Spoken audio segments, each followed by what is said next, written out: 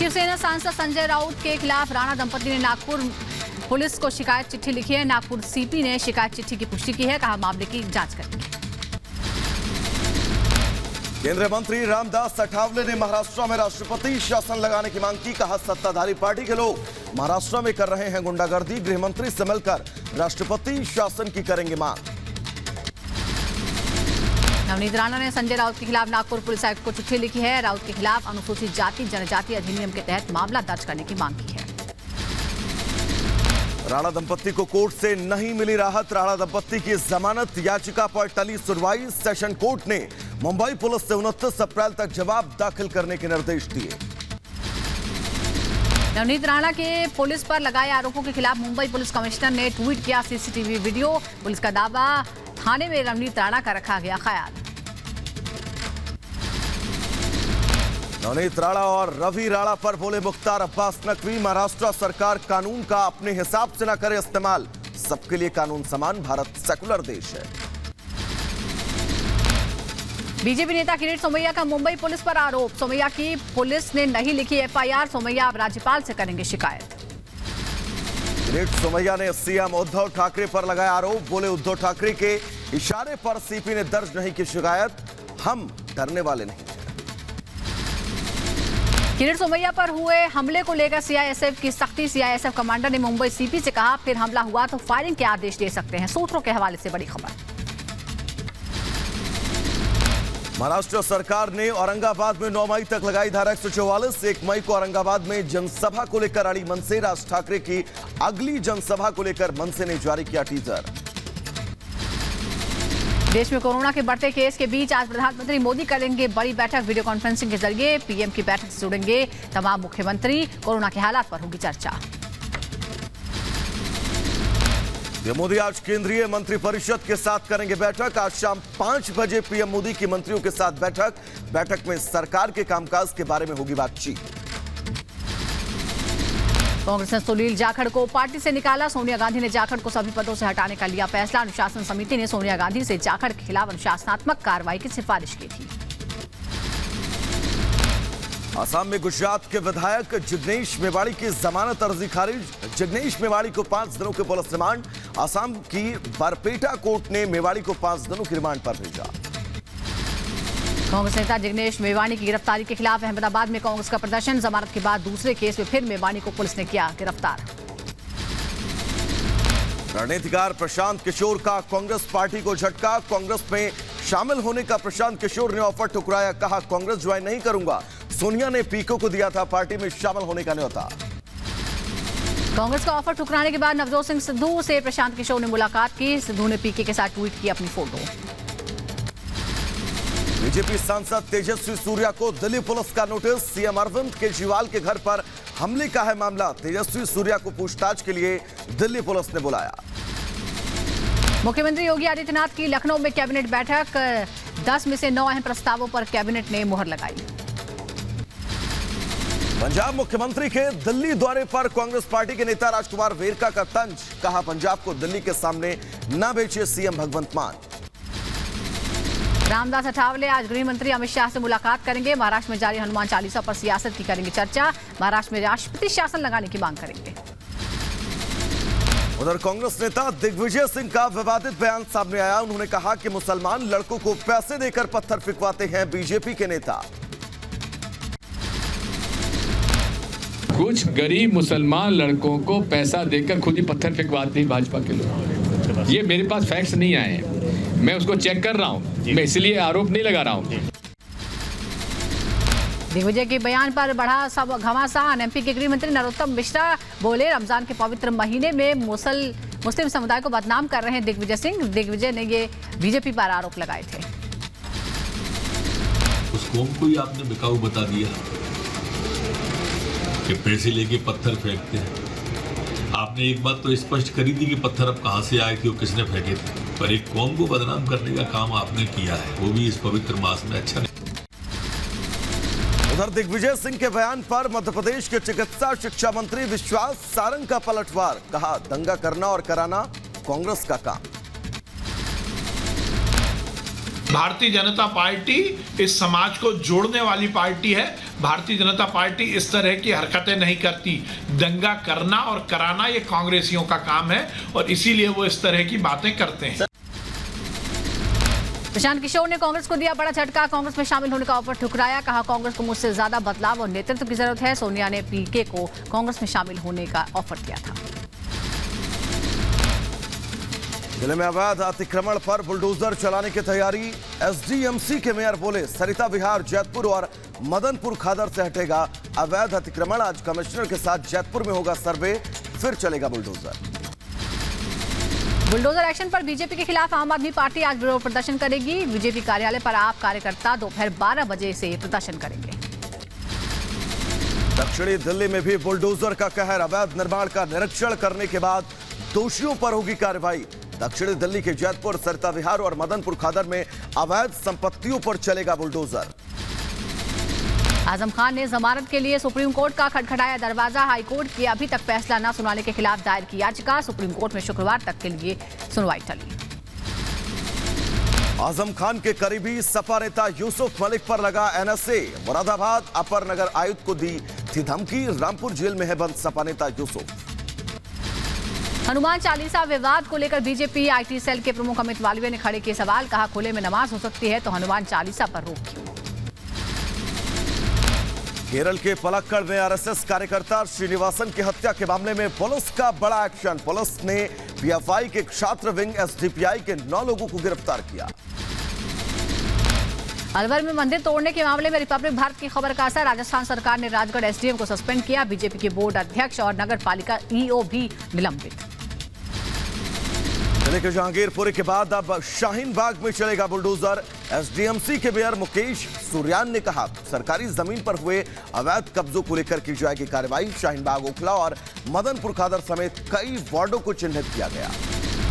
पूर्व सीजेआई की अध्यक्षता में नहीं होगी रामनवमी और हनुमान जयंती के दौरान हुई हिंसा की जांच। एससी ने खारिज की रिटायर्ड जज के नेतृत्व में जांच कराने की जनहित याचिका।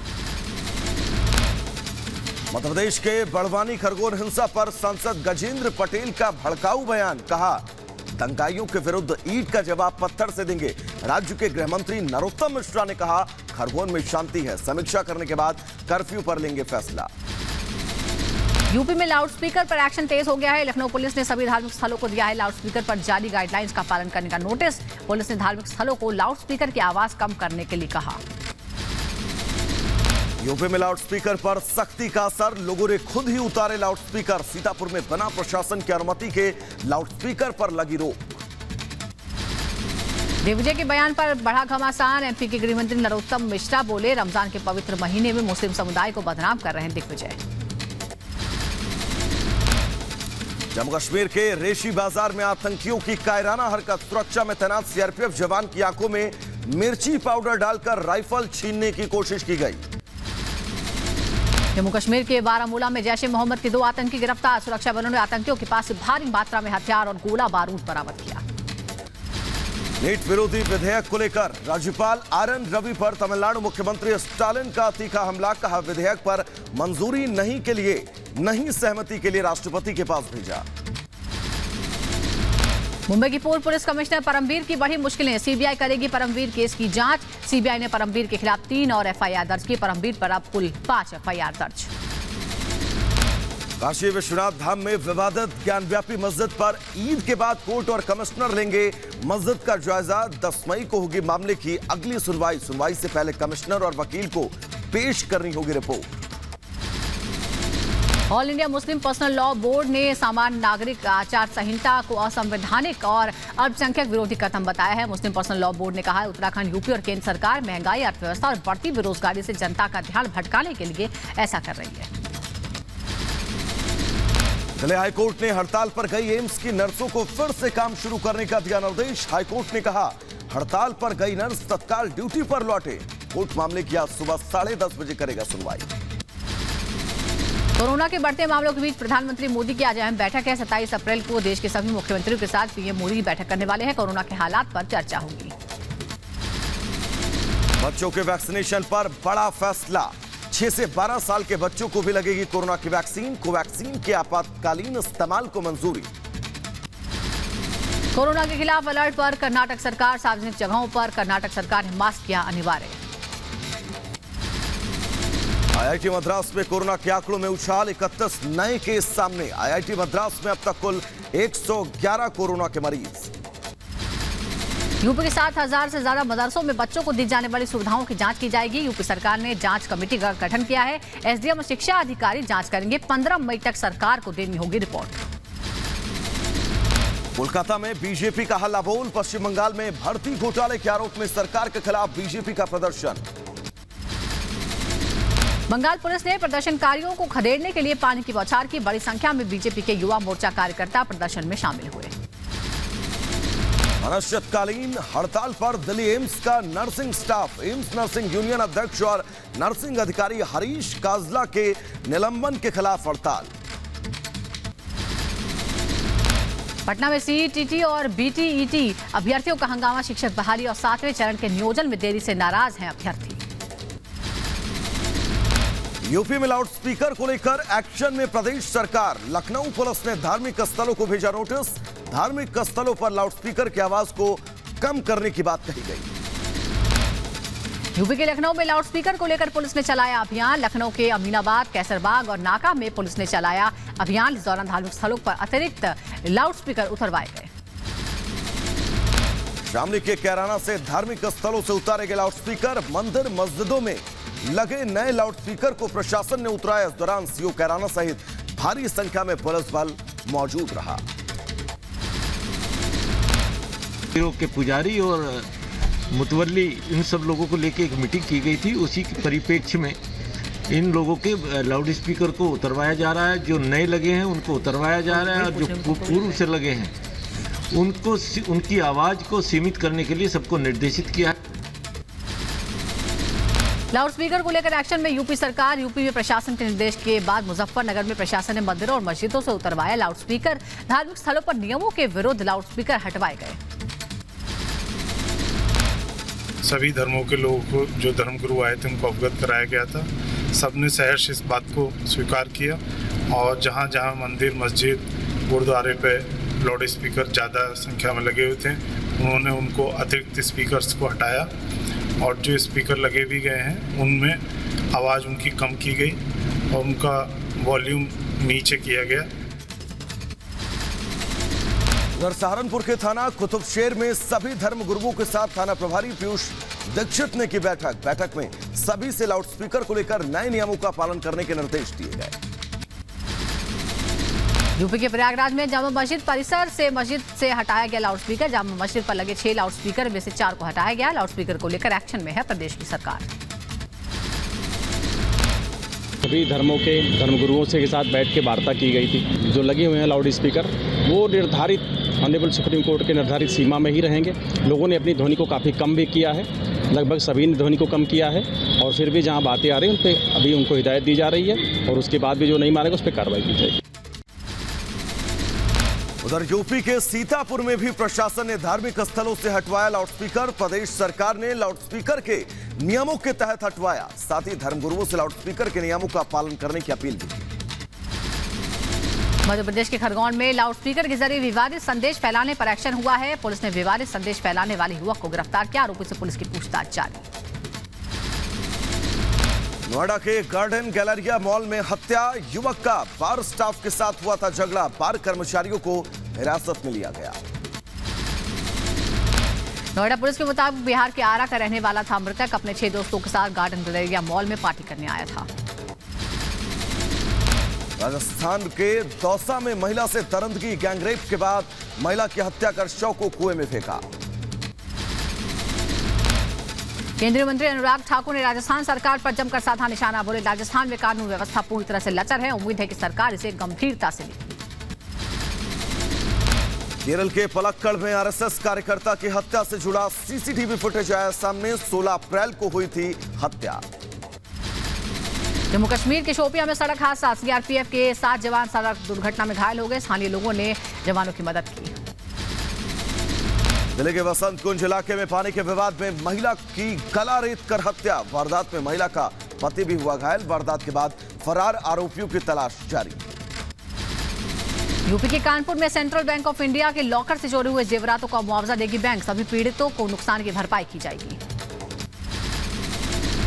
यूपी के आगरा में केंद्रीय राज्य मंत्री के ड्राइवर के साथ मारपीट। आरोपी शख्स ने गाड़ी की चाबी खींचने की कोशिश की। पुलिस ने आरोपी को हिरासत में लिया। यूपी के कुशीनगर में वाहन चोर गिरोह का पर्दाफाश। पुलिस ने 3 बाइक समेत 2 चोरों को गिरफ्तार किया। उत्तर प्रदेश के बदायूं में तेज रफ्तार ट्रक ने बाइक सवार महिला सहित 3 को रौंदा। हादसे में मौके पर तीनों की मौत।